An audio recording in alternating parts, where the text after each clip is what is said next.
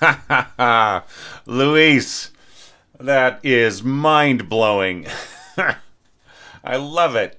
Listen, next time you enter one of these challenges, could you increase your staff size, please? Because there's no need for your staff size to be so tiny. I've got it on a big screen here, and I can barely see it big enough to explain to my audience out there, and maybe they can sort of reach in there and kind of maybe pinch the screen from their touchpad and just like spread it out, spread their fingers out and zoom in on any particular place that I'm pointing to. But it's just your staff size is really, really small, and you have a lot of space. All right, so anyways, that's a really minor point, but yeah. But I just found, all of the modernistic touches to be very enchanting. If there would be one overall critique that I would make for this piece or for this score, it would be that I think that you are vastly overestimating the power of some of your mallet percussion against the rest of the orchestra. Okay, and I'll touch on those parts as we go along.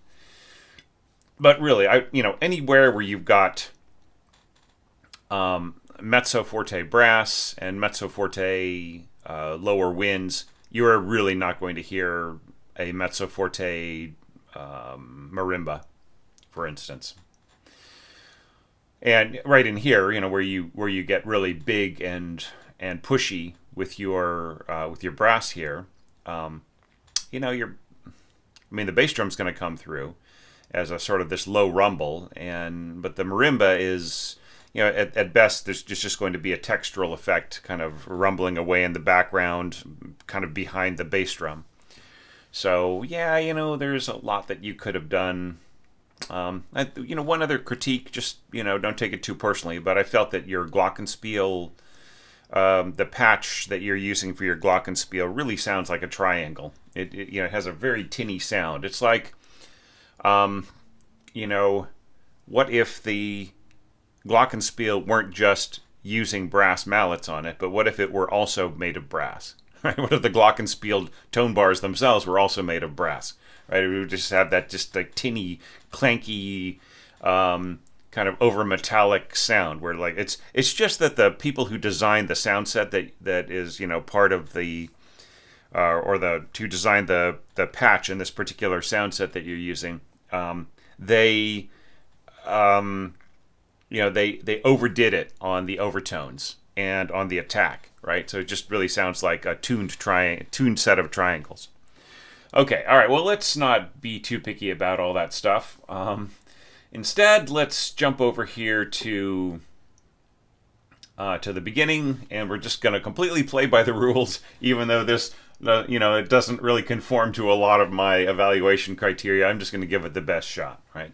So, does the intro set the mood effectively? I mean, given the like you were telling us right away to not count on anything, compared to the other entries.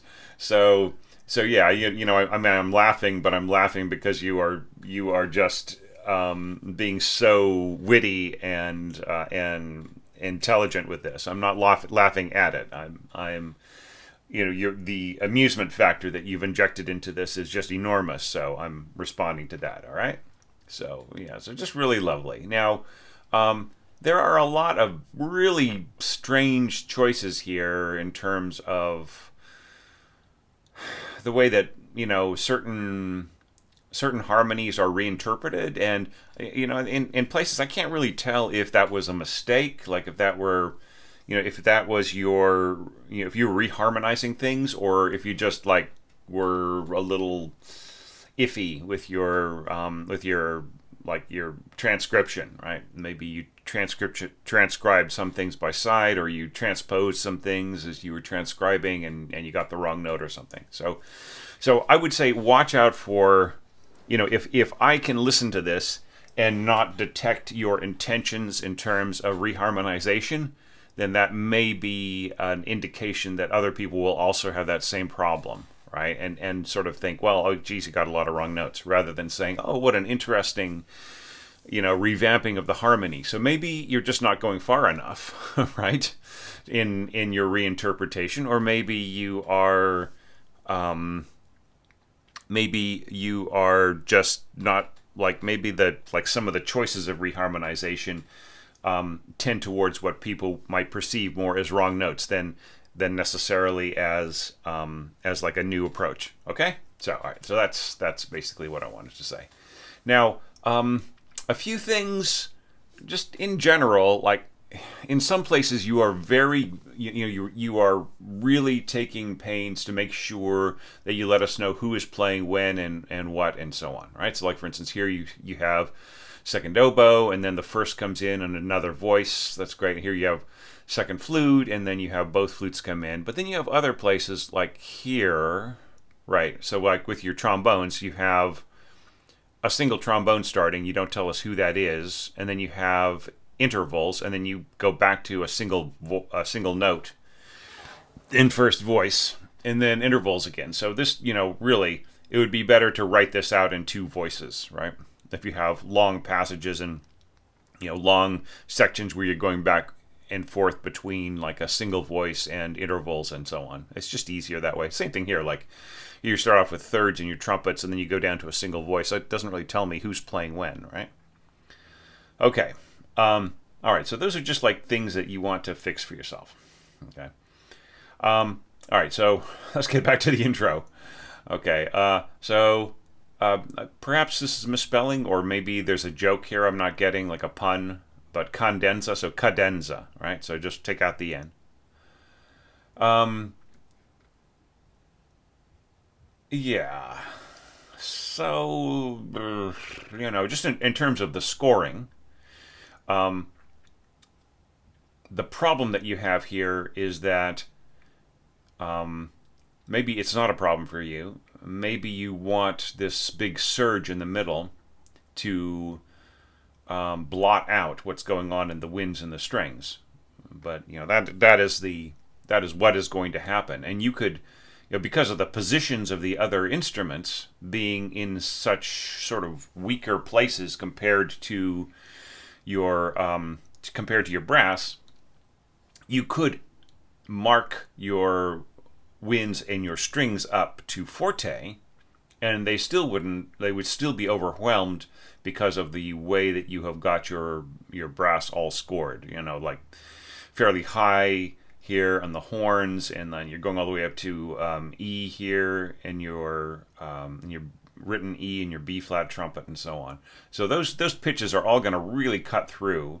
Like if you had like really high octaves here in your violins and so on, like playing along with the melody as it's expressed in other instruments, then maybe some of the strings would come through. But the way that you got it scored here, you can just forget about these violins and violas. Like they're not going to come through. And the same thing is true of flute and oboe right in here. And I mean the clarinets will contribute a little bit, but like bassoons, lower strings, those will come through pretty well, right? But like, and too, like, just putting a little bit of push in here in your trombones, and that will completely kill your marimba. So like, listen, I want you to go back, Luis, just go back to my website and search in the right-hand column. There's like under categories, just go to marimba or see, look, I've got a couple screens open. I forget how I categorize it, so I'm just gonna do this myself for you. It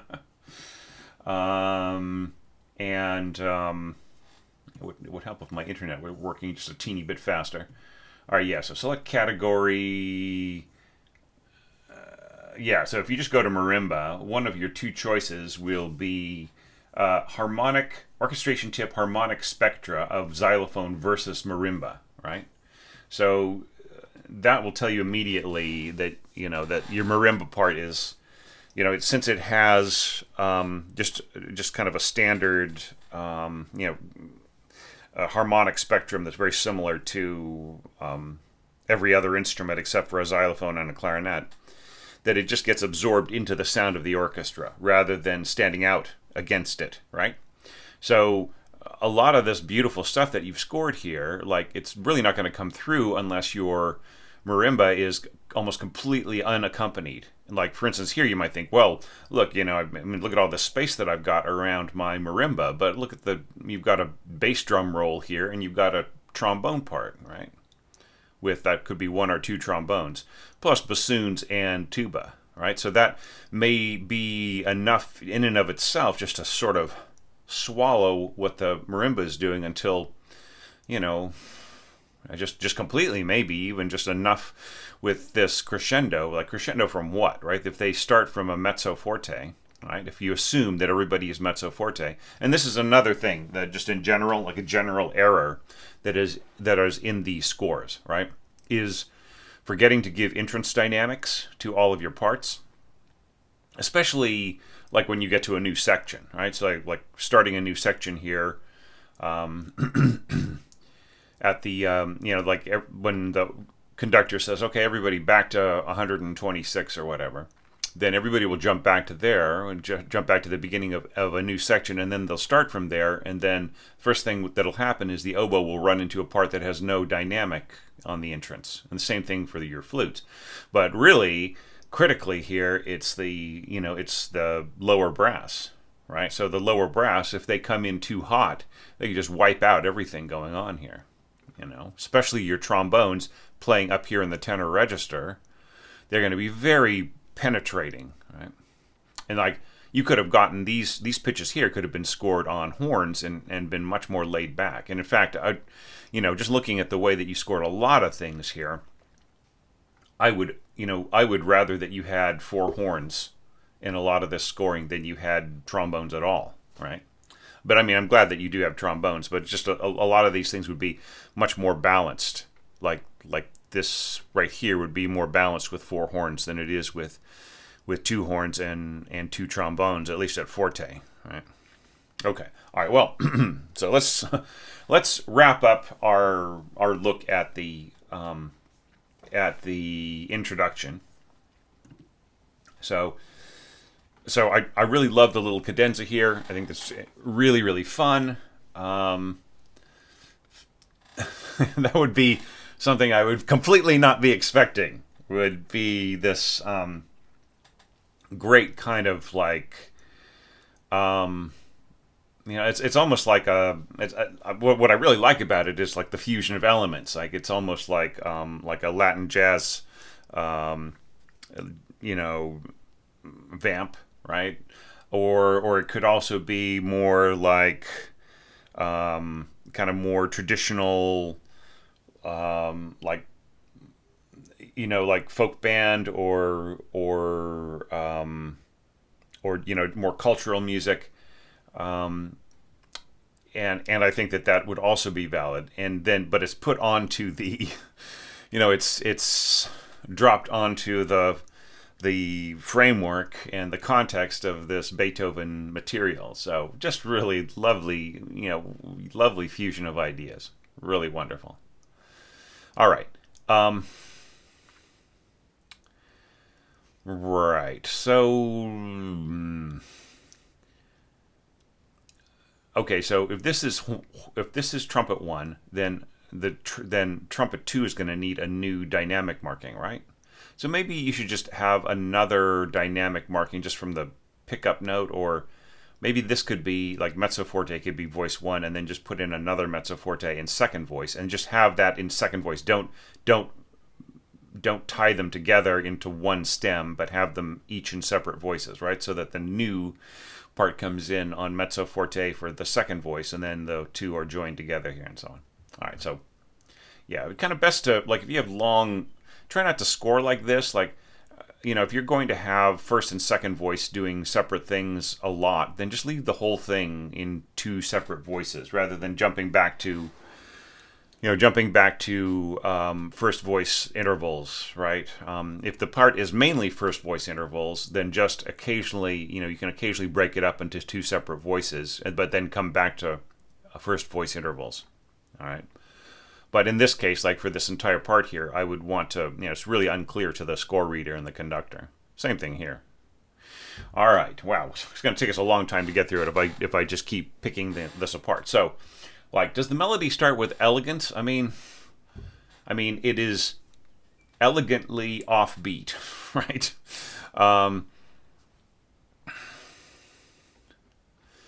Yeah, so it's just a matter of, like, what is the context of the of how this slurring works in the phrasing. Da da da da da da da. Yeah, and I can see, like, seeing as how, like, all the extra material that you added here to sort of add a whole beat's worth of information, then I can see the logic behind the way that this is scored, and at least you have your slurring consistent across these instruments. So I'll give you a plus for that, right? So melody starting with elegance, continuing with elegance, natural transition to octaves. Within the limitations of the experiment that you're doing here, yes, I will give you a yes on that. Okay, expanding without clogging up. Well, that doesn't make any sense, right? You have a natural flow of your accompaniment at first. And here, like marimba, like I would say soft mallets at forte, and if everybody else was mezzo piano, then the marimba part would make sense, right? But anyway, you might be better off here just with pizzicato, like just taking the cello part and going divisi, like with one staff of your cellos playing this part that you've got here, at least in these two bars, and then the other staff playing this in pizzicato, right? You might be better off, in if you want to get this to come through, this whole sense of the punctuation, right? Okay, so you intend to clog up here, right? You intend to sort of have this mass of sound that sort of pulls off in a way that is a little strange, right? So yeah, so that doesn't really, but the natural flow works, and it flows right into this big mass of sound. Once again, I'll just say that, like, if you really want all this to balance, then you're going to go crescendo to, everything should be piano crescendo to mezzo forte at the loudest, okay? And then that everything will balance sort of in here, but the trumpet will still dominate the violins and the oboes. Now, let's say that you didn't have trumpet in here, and this had just been four horns and no trombones at all, and this has just all been horns right in here, without this line. Then your winds and your strings would have a way better chance, but then you'd have a different color. All right, now this is really fun in here. Like, contrast with theme, yes, because you have just like the seconds. I would actually, I don't know. I see the way that you've organized this. So yeah, so seconds, then first. I would probably have the impulse to just have this all in firsts, okay, or to have both groups of violins going, because of so much, like, how you just can add voice after voice after voice until you just have this big mass going. But I see the thing is, I actually like that because Just similar to another entry that I got recently. This builds on the Leggermente passage into more harmonic density, which sets up the next section of music. But like what you've done here is extend that whole idea. Like once again, like just how you added a bar here. Here you're adding like a couple of bars, and you're just really going into this sort of jazzy chord right in here, which is just really lovely. So fun. I wouldn't have that a duet here on the top voice, right? Because you just really got a really extreme kind of a sound. Yeah, I would just have a single oboe here. Maybe a duet here, like when you're pushing at this, and then end on a single. Yeah, but I mean, like it's really more of an oboe part, right? Because like here you have mezzo piano trumpets, and then you're going diminuendo, and then you're pushing this out at mezzo forte. I mean, yeah, I always feel like maybe it's like better. This would have been better as like even as a clarinet part, right? Or like since you already have these functions in other parts, like there's almost no sense in having your trumpets at all. So you could have just cut the trumpets, had this be the end of your flute part, cut the flutes, and then have your trumpets play this a duet, pushing into this, and then I think you would really balance this beautifully. But the way that it is now, like these flutes are just, I don't care what you mark them here, with this much weight right here in the middle of these parts working against it, that unless you have superhuman flute players here, this A is really just going to sound like kind of somebody's playing a wrong note somewhere. Okay, they just without the kind of force attached to it, it feels out of context to me anyway, both in the mock-up and in my mind as I sight read this and let it play my internal orchestra. So I mean, this is kind of cool. And then and just like one thing playing off after another. I mean, there's such a great effect. I just don't think you really need. I mean, it's like this is like the way that this is scored. Considering like how you set it up with the trumpets right in here, I can't really say, oh well, this is more of a wind part than a trumpet part because of everything else. But the fact is that you have so much help, right? You've got these. You've got your oboes already playing here, so they don't really need the trumpets' help. Then here you have the clarinets and the oboes teaming up, and everything goes into this, kind of cool sort of harmonic thing. Almost feel like, once again, this could have been better off played on, whatever harmonic content was in here could have easily been played better by horns, and then just have this note sticking out, like sort of stabbing out from the darkness right in there on trumpet, or just a single trumpet, I think would work great. So, all right. It's gonna, even with me being as brief as I possibly can with everything, it's gonna, just to really touch on everything that needs touching on is going to make this kind of a longer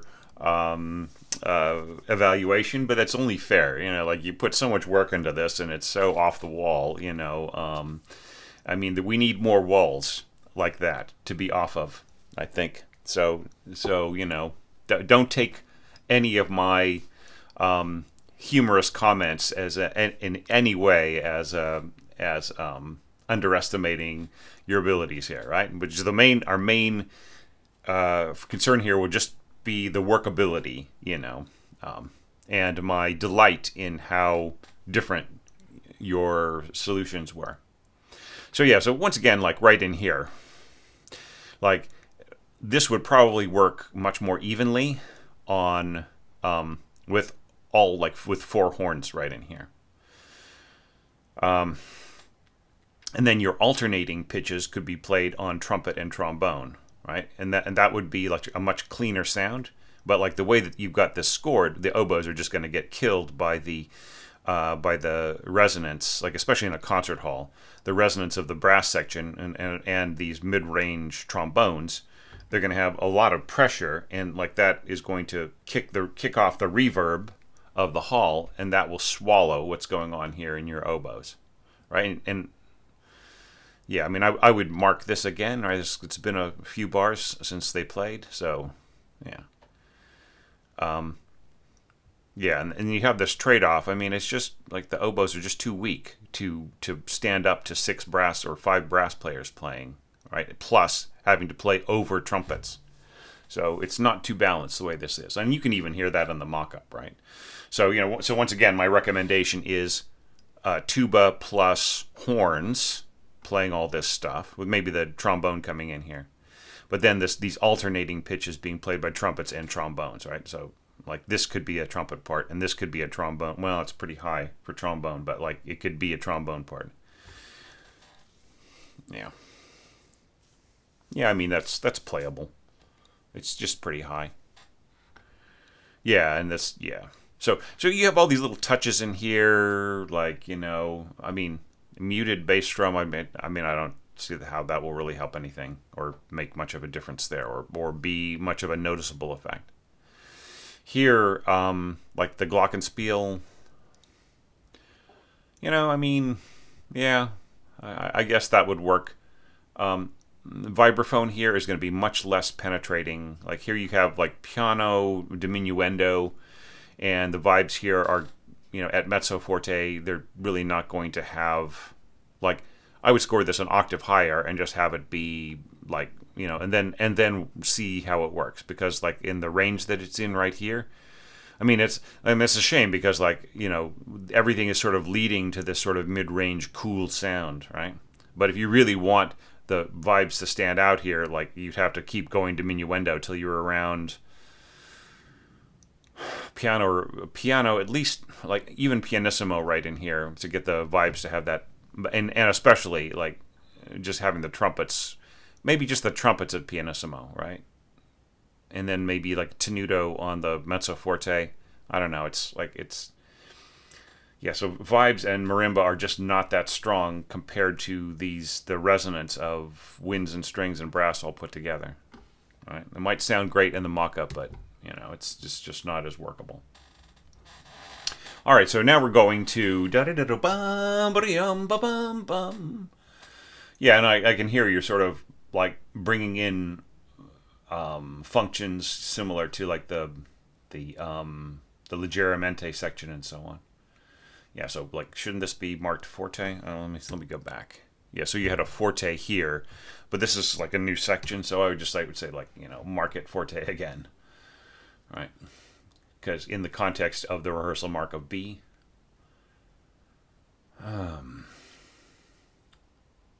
yeah, right. And here we go to the yeah, and then this is just sort of all. It's like a big percussion section. Break right in here.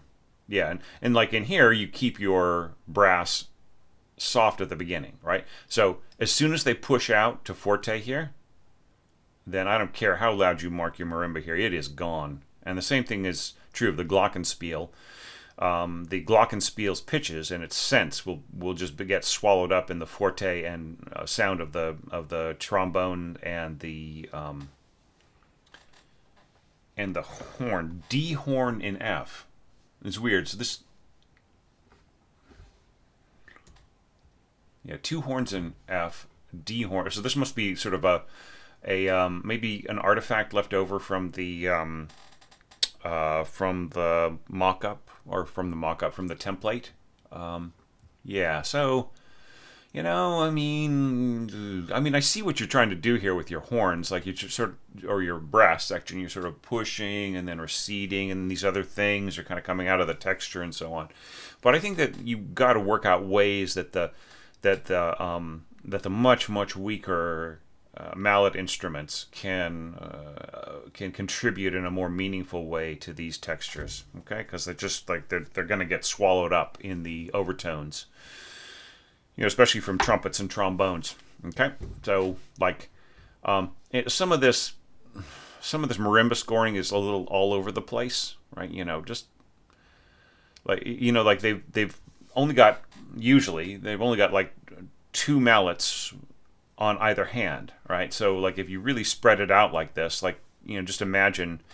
I mean, look, I've got all this in my in I think 100 orchestration tips. I think I talk a little bit about like the way that players use like the different grips of the mallets and so on. And I think 100 more orchestration tips also talks about that, like spread out parts. Like Abby Saville would probably have some great perspective on how workable this is. Like it's really, it just seems like there are ways that this could be divided between the two different mallet instruments here. Yeah, I mean, I think it would be better to sort of share some of the patterns in here between these two instruments, and then it's just like it's less work for both players, right? Instead of having it just like boop boop beep boop beep, it's like I mean, just try playing that with one hand, right, on a piano, right? That sort of shows you how difficult it's going to be with four mallets attached to two hands. So yeah, I mean, it's not impossible, but it's just it's just a lot to learn, right? This would be something I would never want to score for a reading session or like a recording session where the players are just coming in cold to just sight read it and do it, right? Now this is really cool, the way that this pushes in to a forte here. Okay, you're giving me accents. What's the dynamic here? Are you saying accents at pianissimo, or are you forgetting to mark mezzo forte here? Right? So just like I should have lists, to a certain degree, like my my videos, like 12 common scoring errors and so on. I mean, they're kind of like checklists, aren't they? Maybe I should just have a checklist of things for people to check for, like dynamics at entrances, and then just have like a footnote, and the footnote, you click the footnote and it goes to that part of a particular video that talks about it. Oh boy, see, this is the kind of thing where, like, if I were a professor and I had a bunch of graduate students, like this would be like things I could get them to help organize my educational content and research, right? Like, find all the places that refer to this checklist, please, right? But I'm a one-man operation here. All right, and this is cool right in here. See, like, this actually comes through. This da-da-ba-ba. I mean, it's so cool. This comes through really nicely in the mock-up, right? But it's still like, if this, like, it could be that your mock-up is playing this at pianissimo, right? And that's why we can hear the vibraphone here, right? But yeah, I'm assuming. I mean, I don't know. This goes crescendo to forte and then crescendo from piano to fortissimo, and I mean, I'm just not sure about these winds, so I can't really give a good opinion on how workable the marimba and the vibraphone are. But like the closer we get to this fortissimo and sforzando, like the lip trill and so on and so forth, the more like at the end of this hairpin, just kind of the more invisible this marimba part is. Okay, so just be careful about making especially like your mallet percussionists do too much work. Like the first reading session in which I had ever.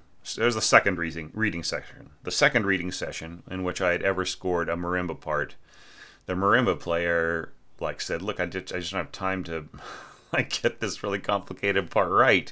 Is there any like?" So I just said, "Can you just improv along those like that pitch set?" He said, "So you just want me to play anything?" I said, "Just within reason." And he just sort of shrugged his shoulders, and he did a fantastic job, right? So like I could have just put that. I just could have given him like a couple of like a couple of patterns, like maybe a couple of bars of patterns, and then just given him a pitch set and said, just go for it, right? And then that he doesn't even have to think, right? Let alone read. So this was kind of fun. So I mean, look, lip trill. Yeah. So I mean, you realize with the way that this is scored, you are telling the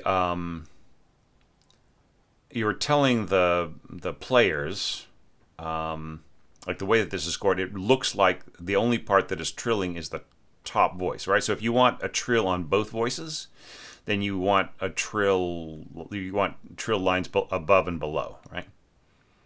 So I'm kind of not sure what who you intend to include in this sort of trill fest. Slide trill. I mean, wouldn't it be like trombonists out there? I mean, don't you think this would be easier as a lip trill, on this D? And then here, like just I mean, I think that you should just leave it up to the player. Just cut all this stuff, right? Don't tell them how to do their trill. They'll figure out how to do their trill, right? One thing you should be really aware of is that a trill especially on horn, not to mention the heavy brass, is incredibly energetic. It just yanks at the ear and at the attention. All right. So yeah, so why does the heavy brass and the string section both have accents, but the winds don't? I don't get it. Okay. Then here you have glockenspiel and flute, and triangle and first violin. So that's kind of fun. No big problems there. Now here, okay, so here I think you're wasting the marimba player's time, right? So like I know you want to have this sort of pattern, the pizzicato and everything sort of interacting in a really fun way, but like just giving, against this, you have this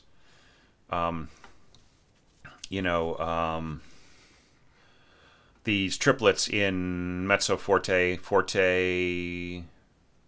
mezzo piano in higher places and so on. So like basically this is just going to really cancel out any sort of resonance that you're going to get with the marimba, right? And then the position of the vibraphone chord here is going to be very hard to make out to the ear of the listener against all this mid-range scoring, these longer mid-range notes from the flute on down, and this is just a really weak pitch to give against the resonance of the lower parts here in your reeds, right? So this D will just get swallowed up, right, by everybody else's stuff that's going on. Yeah, but I mean, this is really kind of fun. I mean, I like the trading off that you got going on in here. You don't need a duet here. I think a single bassoon is going to be fine. Yeah, and then sort of... So, how many flutes are playing this? So, how many flutes are playing here? Yeah. Oof. So I would say, despite the fact that you've got some lower scoring here, just keep it all like first flute. Yeah. Okay. So yeah, so I mean, this is like just aside from a few strange tweaks, this still works out like a more traditional approach. Yeah. And then you're throwing on some of the jazzy reharmonization in here and so on. So, like once again, like marimba is completely at a disadvantage here. Yeah.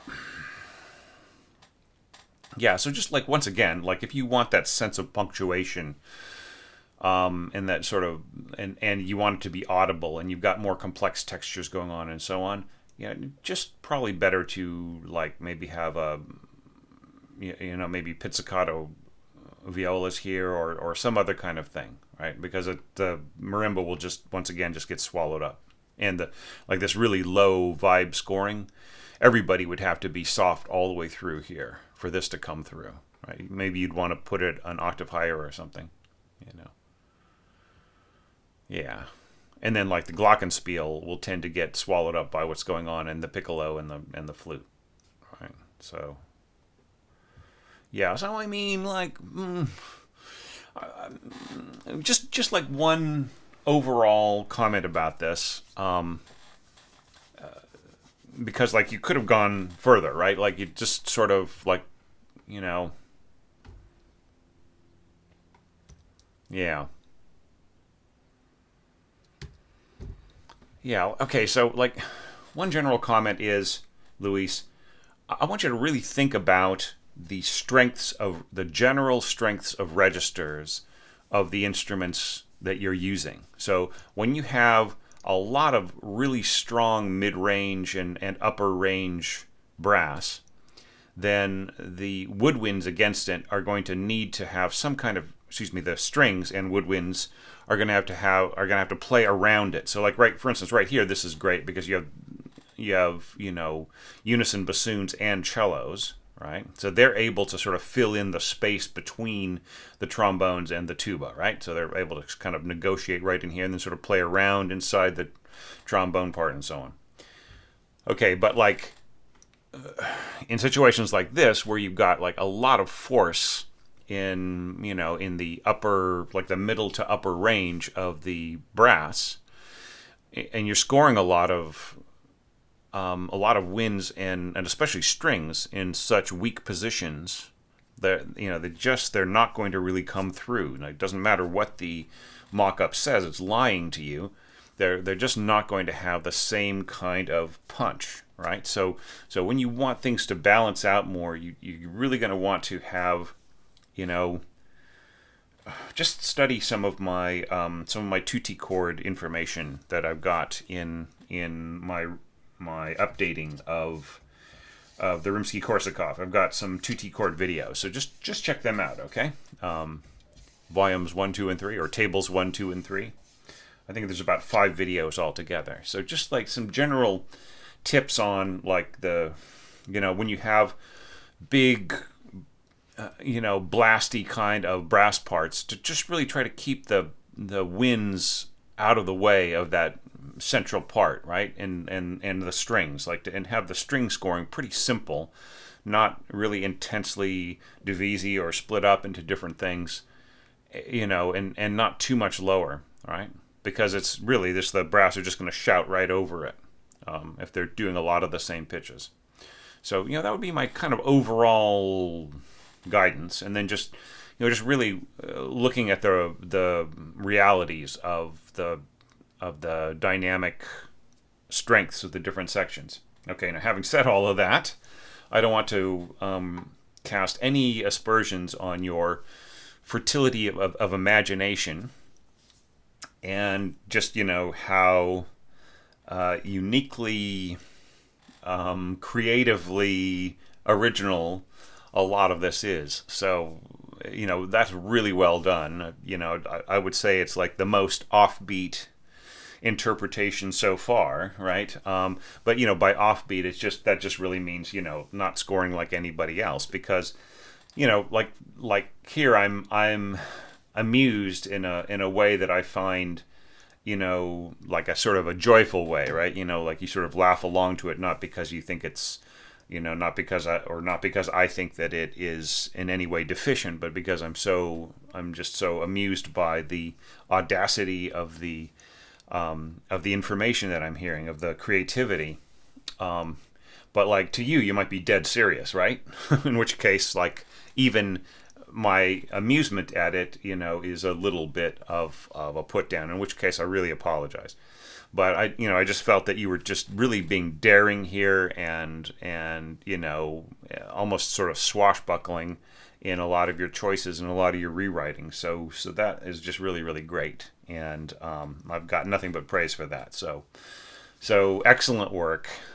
Thank you so much for all of the effort you put into this, and for supporting the channel. It just really has meant a lot, and everybody's support really helped me get through a couple of pretty rough months. Like I went to the States.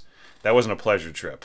Okay, I mean, I did a little bit of very pleasurable business there, and I got a chance to connect with some people who I am actually currently in different business relationships with, that are pretty important. But that wasn't pleasure. But and also looking after my very old mom, who's having some health problems. That was just a little scary. So like the support that everybody gave me through Patreon and just emotionally, being just being there for me. I really appreciated that a lot, and nobody was more supportive than my Patreon crowd, and thank you guys so very much. But thanks to everybody out there who is like leaving comments under these videos. So Luis, you know what to do with everybody else in this category especially. And everybody, give Luis some of your feedback and some of your thoughts on his reinterpretations, and just on some basic scoring approaches and so on. I'm sure they'll be very useful to him. And definitely with this level of innovation, Luis, you should really continue focusing on your craft as an orchestrator and taking it as far as it'll go. All right. Thank you so much, everybody. Thank you, Luis. And I will see you guys in the next video coming up very soon.